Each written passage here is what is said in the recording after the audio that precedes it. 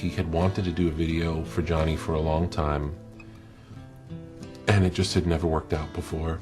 And after hearing the new album, he called me and he said, I have to do a video, I have to do Hurt, and we need to make this happen.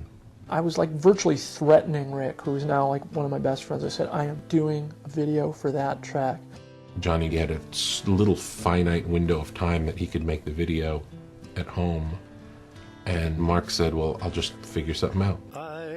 Mark was concerned about, you know, if it works out that all I do is have him well lit in a chair singing the song. He said, I don't know if that's going to be enough to carry the video. And I'm not sure what I'm going to do. As we were touring the House of Cash Museum, they said, you know, here's the film storage room where stacks and stacks of film cans and all of Johnny's television shows and all of his films, anything that had ever been shot was in this room. But I didn't think we were going to use it. So we cut together the video using the performances of Johny and the stuff from the House of Cash. And it was good. It was pretty good. And we said, well, maybe we should look at this archival stuff. Let's see what the hell we have in these boxes. And we pulled out something and loaded it up into the computer. And I think it happened to be that image of Johny riding the train. And my editor, Robert Duffy, I literally, somewhat randomly, dropped it into the cut. And we got chills went up our spine. And there was something about the juxtaposition of Johny as a young, vibrant man and Johny towards the end of his life that was, we knew something really powerful was going on there.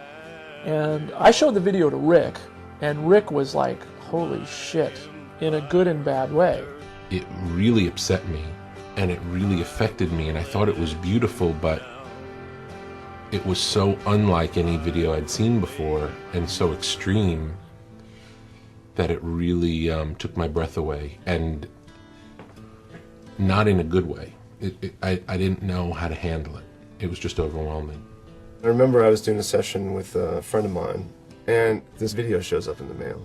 And it was the beginning of the day, and video's there, and I said, oh, let's put this in and see what it is. But I knew it was Mark's version of the video. And what I wasn't prepared for was what I saw, and it really then wasn't my song anymore, you know. And really tears welling up, kind of everyone silence at the end of the video, and a lot of wow. What threw me about Hurt was that it was like a bonfire of vanities. His and Johnny Cash. It was almost too sad, but beautifully done. I have mixed feelings about it. I'd have to see it again, I guess, but I don't really want to see it again. When I saw the video, then the song completely was goosebumps up the spine. Unbelievably powerful piece of work. Trent Reznor was born to write that song, but Johnny Cash was born to sing it, and Mark Romanek was born to film it. To be able to do a piece of work that is that powerful, that rises so outside of the genre of what it is, for me was phenomenal. The power of that video is something that I can barely talk about on camera. It really had a profound impact on me.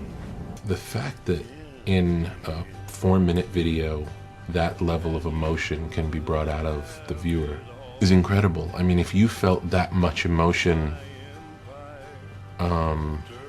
during a 2-hour movie, it would be a good accomplishment. Videos aren't meant to have that kind of emotional engagement, and it's like most people don't have those aspirations for a video. It's just not the agenda to move people deeply. You're really just trying to entertain them, or it's supposed to be eye candy. But to deeply move someone with a music video, that never comes up, you know. And it wasn't our intention. We didn't say, wow, we're going to really move people. But boy, were people moved. Away